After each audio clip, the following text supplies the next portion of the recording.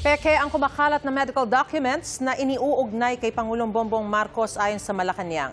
Sabi ng palasyo, hindi nakasaad sa mga dokumento ang tunay na health condition ng Pangulo. Aktibo at patuloy raw ang Pangulo sa pagtupad sa kaniyang mga tungkulin. Sabi rin ng St. Luke's Medical Center, peke ang kumakalat na medical records.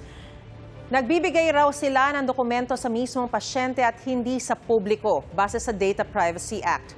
Naglabas din ng video ang Malacanang bilang patunay raw na patuloy ang paggaling ng Pangulo sa sakit na diverticulitis. Okay na.